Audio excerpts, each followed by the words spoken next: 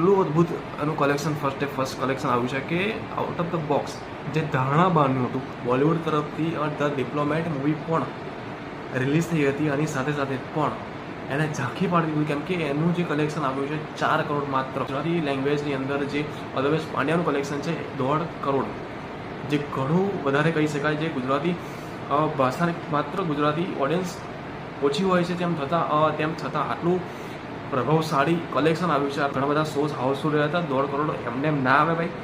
Theatre honour છે તેમને પણ ખોટા પાડ્યા હતા આની અંદર.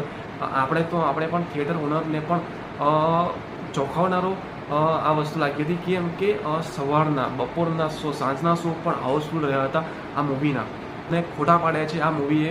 અને ચોંકાવનારા કલેક્શનો સામે આપણે રાખ્યા છે અને કહી શકાય કે 1.5 કરોડ રૂપિયા ઓપનિંગ બોક્સ ઓફિસ કલેક્શન એ Gujarati theatre, Gujarati audience, Gujarati movie, Gujarati cinema માટે ઘણું એવું સારું સાબિત કરી શકે.